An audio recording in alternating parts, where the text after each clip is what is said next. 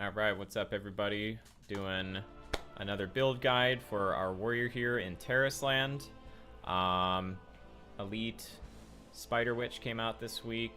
Hope you guys enjoyed the video from that kill. That was a lot of fun. I've killed it again this weekend after reset. The fight is quite a bit easier as long as your group just, gets the mechanics down. But we're here to talk about PVE builds. We're here to talk a little bit about PvP build. I'm not going to go too much into that, but we will have some PvP build stuff at the end of this video. So yeah, let's jump into... I think I want to start by looking at the gear and our stats first. So looking at our gear and looking at our talents, we want to see that we're hitting certain breakpoints in our stat priority. So last video I did, I had I think 3 or 4 points in combo. I had 1 point in Omni, 1 point in cooldown. We've almost taken all of our Omni off of our gear, so we're at 50.2% combo, which is that 5 point breakpoint. So our combo damage is going to be increased by 10%, which is pretty big. We're not rocking very much Omni, just some passive stuff that I have in my Inscribed stone tree. And we're rocking 2 points in Valor for 19.08% cooldown. So we are just where we need to be for cooldown right now. So, and I found this build to be very consistent, which is nice. So let's take a look at the gear. Pretty much rocking strength cooldown. I think I went for combo, cooldown, and strength in every slot that I possibly could. I'm just going to keep hovering over these so you guys can pause if you want to and just check out the individual stat rolls. Now, I did get very lucky with some special aptitudes in the last couple of days. I'm rocking 4 purple special aptitudes right now. I tried re-rolling my weapon. My weapon is still not giving me any good stuff. And yeah, so the special aptitudes are pretty important, seeing what they do. And yeah, the goal is to have blue or better. They're going to improve your character power pretty dramatically. A lot of these add just flat damage, like this one is cross slash plus 45. That's flat damage for every cross slash that you do. And then the cross slash, Fury Blade are going to be the main focuses. If you do get a pink one with Armor Pen, I mean, it's still going to be the best one that you can theoretically achieve for a special aptitude. Like my ring here has Armor Pen damage plus 932. Triggering Echo of Destiny increases the damage of the next Armor Pen by 19%. That's actually one of the better ones as well, because we are hitting this now pretty frequently since we have improved cooldown. Let's talk about talents next. So we're pretty much going for that same talent build. The only thing I've changed is I've moved my 3 points that I had in cross slash plus into commander to hit the combo stat requirement for those 5 points. This can also be achieved in raid. You do get a little boost to your stats, and you can use consumables to also up your stats. So even a green combo potion, which is only like 20-30 gold or whatever, that'll give you an additional % combo. So if you're stuck at 49%, worry not, just pop a potion and you're going to be up to 50. You'll be fine. But yeah, these are the talents. So I'm just going to scroll through the tree here. Again, only thing that's changed is I've moved cross slash plus to commander. And the other thing, and I know I keep mentioning this, is if you're running like challenge content or raid content and you need some more group damage for different bursts, go Wrath Spread instead of Armor Pen Plus. This is going to benefit your raid just a little bit more and give your overall group some more damage. So, all right, let's talk about the Inscribed Stone Tree. So, I'm going to scroll through from the bottom all the way up so you guys can see, and I'll talk about the main things. So I've maxed out all of my cooldown nodes. I've also maxed out this first core to get 3 out of 3. So this is going to have your Fatina Echo last 3 more seconds, and it's going to increase your crit and combo damage by 18% for the duration.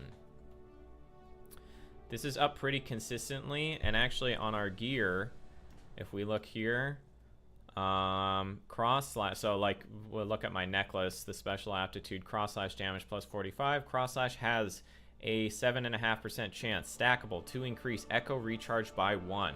So once you start getting more of these aptitudes, like this, my badge as well has this same thing, and so does my gauntlets, right? So I'm getting this echo to recharge for the Fatina Echo. I'm probably pronouncing that wrong, so I apologize, but it's recharging pretty consistently throughout the fight. So when that's up, you get like a little moon icon over your character, and you're pumping some big damage. So we're looking at that, and scrolling up the tree.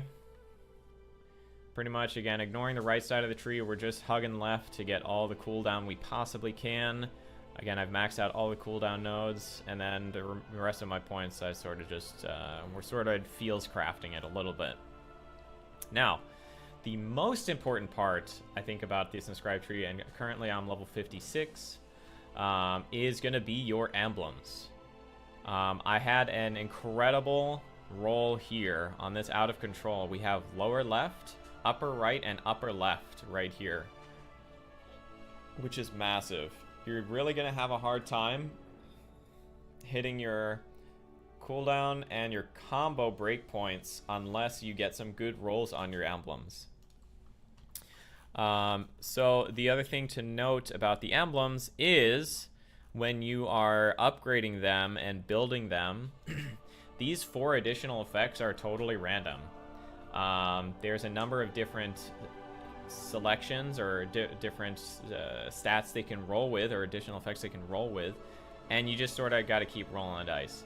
The way you do that is, if I look right now and I look at Sprawl is one of the ones I do want to end up re-rolling, because right now my Sprawl has emblem skill level +2, which is pretty good, attack +2, lower right node +50%. I'd rather have like a upper left to put more points into cooldown. That way I can, well, get to the next cooldown breakpoint eventually.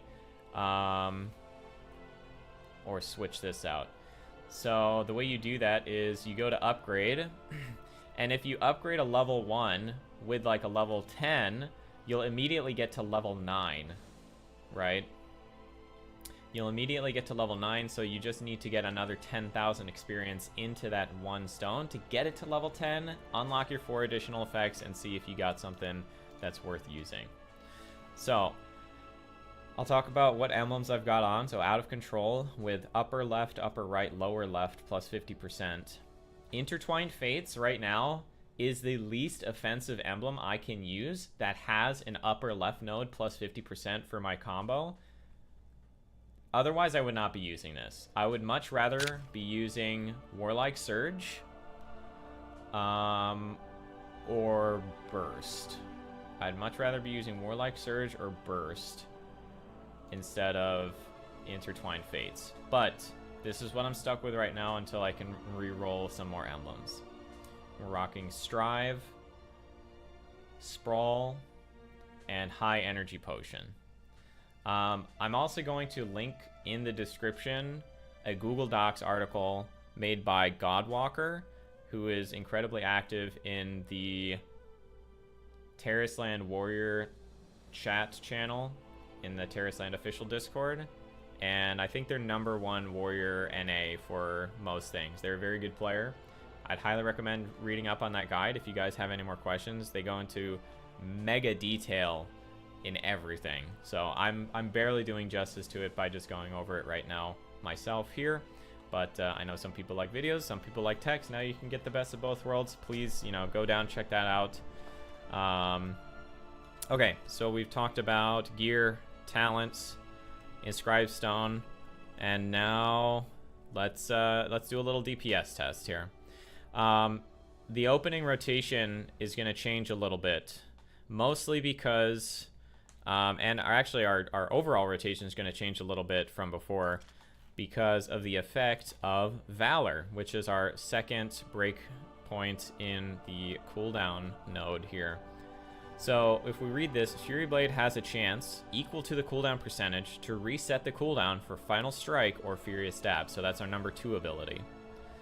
Enhanced with cooldown, casting Fury Blade reduces the remaining cooldown for Armor Pen and Infinite Rage. So every time we're casting Fury Blade, we're essentially reducing the cooldown by, I mean, it's 0.9 seconds is about a second. It's a pretty big deal, especially considering how many times we're going to be casting Fury Blade. I'm going to get a timer up. We'll do like a 3-minute test like we've been doing, and we'll see where we're at. So this is no consumes. I know last time I had some consumes up, but the goal I think right now is to just stay above like 4K DPS if we can manage that. We'll see how it goes. And now again, our opener is going to change a little bit.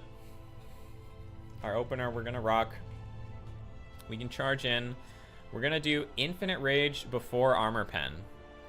So we start Infinite Rage, Armor Pen. I mean, you could do these like roughly at the same time, but if this crits with Infinite Rage up, you're going to get a really nice opener. So Infinite Rage, Armor Pen, Fury Blade, Final Strike, Fury Blade. The reason we want a Final Strike instead of cross-slashing early is now every time we Fury Blade, this has basically a 1 in 5 chance, rounding up, to reset, which is huge. So we can push our button some more and stay enraged more. Armor Pen is going to be coming up like less than 20 seconds now with how our cooldown is rocking. So let's I'm gonna give it a test and we'll go in.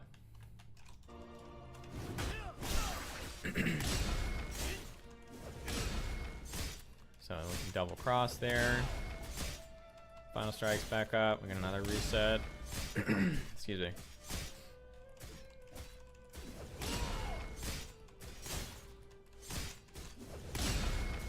And we already have Armor Pen up again, which is crazy. Oh, and there my 8 set procced, and we actually got 2 energy off of that cross slash.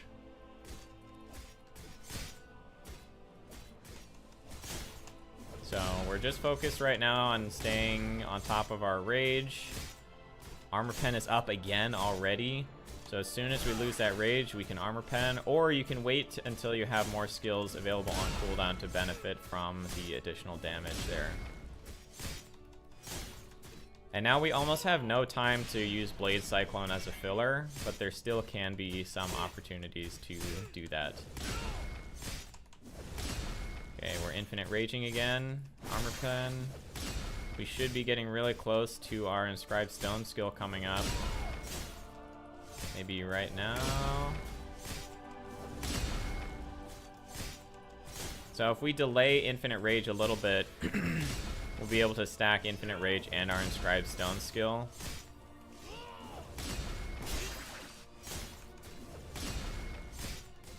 And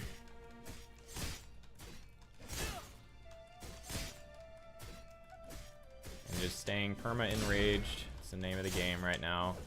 And again, when we can, we want Final Strike on cooldown so that when we're Fury Blading, we can try and get another hit of that.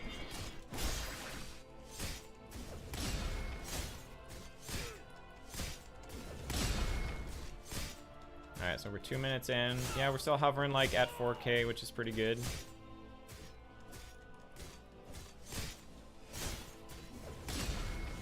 Okay, we got Infinite Rage up again.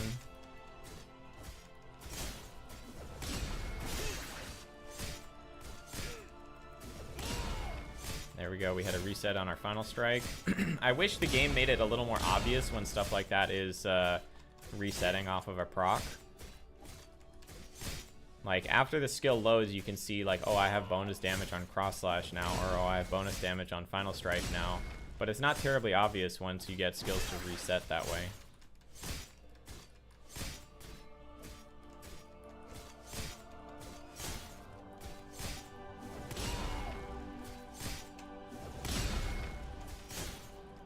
Alright, we should have one more Inscribed Stone skill activation. Alright, so that's 3 minutes. Yeah, we're at about 4K.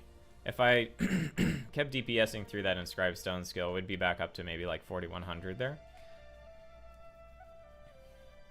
That's pretty good. That is pretty good. I'm gonna do one more test just to get over the 4K, and we'll see if this one's a little bit better. I'm gonna wait for all of my stats to reset, so this should go away now. There we go. Alright, character's totally reset. We'll go in again.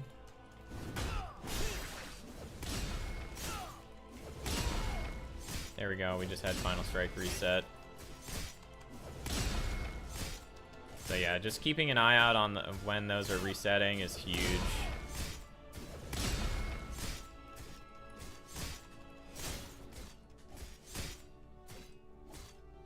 Actually gonna delay here a little bit.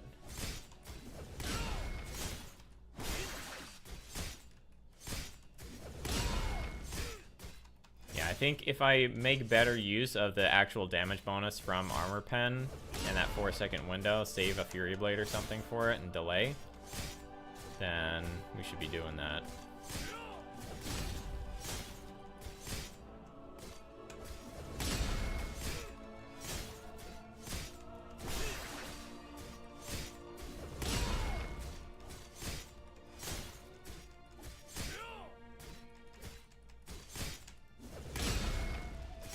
Alright, so we're gonna have Infinite Rage up here soon. I am actually gonna delay this one this time. A little bit. We're gonna hit it now. Should have Inscribed Stone skill up right now.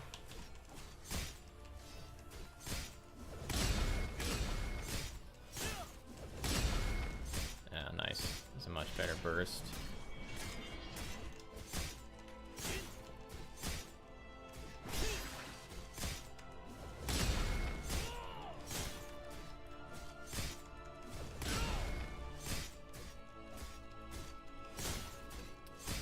Not a terrible amount to talk about here. Just focusing on pushing the buttons.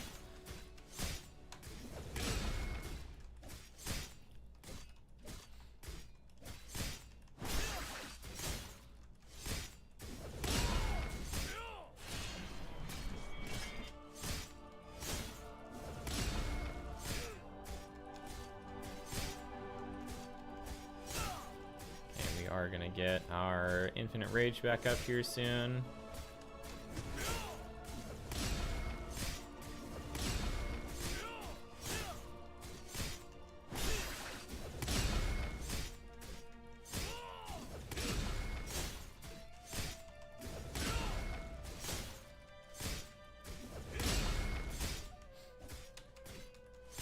And hopefully we should have one more Inscribed Stone skill pop up.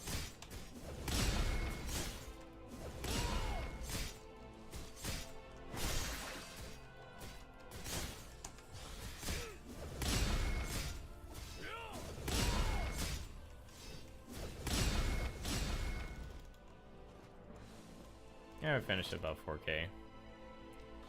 Cool.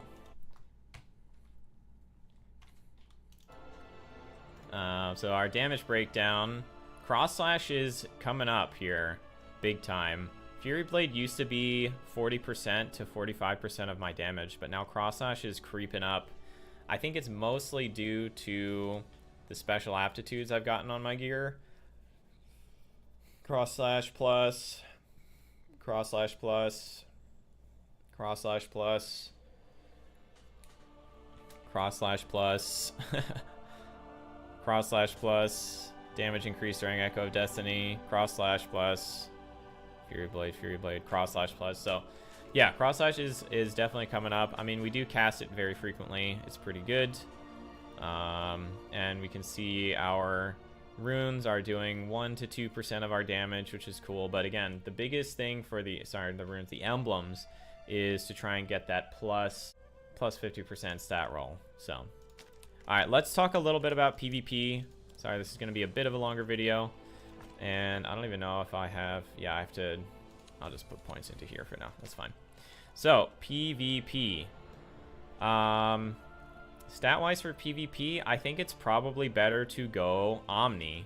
But the biggest thing in PvP is just going to be how you use your ultimates and coordinate with your team. So obviously there's two categories of PvP we want to talk about. We want to talk about BGs, and we want to talk about arenas. I'm going to first talk about military rank. So when you earn glory awards and when you earn hero awards, you can press V on PC to open up your military rank tab and promote. Doing this is going to give you a flat attack power bonus in PvP and an HP bonus in PvP as well. The other thing it does is it allows you to upgrade your warlike talents, your active talents, and your passive talents. You can choose 3 of. These are the ones that I've been using for Arena and for Battlegrounds. So I've been using Dash, Slam, and Crippling Strike. Dash helps a ton with movement speed. You get 2 charges, so I like it a little better than Charge, which has the root, because you can charge into somebody and then like a mage can blink away or a bard can blink away, and then your root is essentially useless. We're rocking Slam for a stun, for the paralysis and interrupt, and then we're also rocking Crippling Strike. So the biggest thing to note is that these skills have levels. So they all start at level 1, and you can upgrade them 2 times. So they cap out at level 3. So you need to be Dragon Knight. You need to be Dragon Knight rank here in PvP in order to upgrade these to skill level 3. So Dash is going to let us move 8 meters in any direction. Can be charged twice. So this also gives 50% move speed for 3 seconds after you use your dash. Slam is our stun, our paralysis, and interrupt. So the additional effect in PvP is it inflicts paralysis for 5 seconds. If you're Dragon Knight rank, this is going to stun your target for 5 seconds if they don't have a CC break or a break free. Right, and then we've got Crippling Strike. So this wounds the target, dealing 60% healing reduction and 60% deceleration for 7 seconds. The additional effect is while the target is inflicted with weak, the damage increased on that target is by 30%. So they take 30% additional damage for those 7 seconds. Huge for burst windows. This starts at 10%. When you upgrade it, it goes to 20 and then 30%. 30% is enormous. And then we'll look at the passives I've been using. Death Sustenance, I mean, that's a no-brainer. If you die, you res with first 10%, then 15%, and now 20% at level 3 with your max HP. Pretty huge. And then I went cooldowns. I just went time control because I want my slam to be up when I want it to be. Crippling Strike being up sooner is always good if a fight lasts longer than the initial burst. And I've also been using rapid pullback. Now I could forego using dash and get like break free and just keep rapid pullback and I should be fine. But rapid pullback makes it so that if you're being kited by a range, you're gonna increase your movement speed by, now at level 3, 20% for 3 seconds, and it stacks up to 3 times. So you get 60% bonus movement speed if a range is kiting you. This is a must, I feel like, for warriors, especially in arena. If you're getting like kited by a ranged, or like a range is sort of like peppering you and you're trying to stay on a target, it's gonna work fantastically. All right. We can talk a little bit about the PvP talents. There's probably some better stuff to rock here. Head empty on this one. Not too much thought behind these talents here. Most of this is just the same single target stuff we've been rocking. You could opt for improved combo rates, maybe, if you wanted to hit this 50%. Like I don't have my stats rerolled perfect for PvP, so it's not terribly good. I do think that Omni is probably a little bit better in PvP because Armor Pen is a really nice opening skill for us, and we do use it as part of our burst. So if you have Crippling Strike on your target, use Crippling Strike, Infinite Rage, and then you use Armor Pen. That damage is boosted by your Infinite Rage, and it boosted an additional 30% if you have the Crippling Strike on that target. So this can crit, you know, upwards of 10k, which is like 25% of people's HP for most arena groups there. But yeah, just choosing single target. I did opt out of out of Rampage, because I don't feel like taking 6% extra damage is very good in a PvP scenario. Again, since we're almost always enraged, it would be nice to just like glass cannon it, but we do need a little bit more bulk to survive getting assaulted. So yeah, again, ultimates could be probably rocking break free. I think in higher level arenas, it's a mandatory thing to grab break free. My experience with arenas so far, I think the second week, I placed in the top 250 at Diamond 5. If I had more time to do arenas that week, I think I would have probably pushed into Challenger 1 at least. Yeah. And doubling back to the PvP rank, if we're looking at promoting, and okay, how can I get more glory awards? Do your PvP daily battlegrounds, do your 5 arenas, even if you lose, whatever. It's going to be the most consistent way to get glory awards. You can also convert 1 hero award into glory awards, but these are definitely a lot harder to come by right now. So let's talk about sources here. It's not going to open. Okay, I have to leave the training ground for a moment. So besides battlegrounds and achievements and weeklies, you want to do your daily BGs. Like I can still do mine for some silver and some glory awards. You want to do your 5 arenas, right? And then when you rank up an arena, you get a ton of these awards. So like I'm pretty not happy that I missed out on getting to Challenger 1, because that would have given me 6 more hero awards that week. That's pretty huge. Just doing arena to get in the top 10,000 on weekly reset is going to give you another 2 awards, so that's pretty big. But just getting into silver, you get 2. You know, getting into gold during the week gets you another 3. Getting into platinum gives you another 4, right? So arena is a great way to do it. This was recently added. Trial Ground of Destiny is like the PvPVE battleground type thing. What is this? Oh, that's cool. You can do this. You got to do this 3 days in a week, and cap this out to 500. Each of these boxes at 500, 1,000, and 1,500 is going to give you 5,000 silver, which is not nothing, you know, not nothing. And then you get 2 hero awards as well. So it's definitely worth trying to do that. Get a small group going, PvE some little mobs, turn in, and then go next. This takes maybe, if you're not getting griefed, this can take, you know, like 15, 20 minutes, whatever, and just get it done. Yeah, but that's pretty much it. If I find more time to get into some more arenas, maybe I can post some arena content, and maybe some tips or something.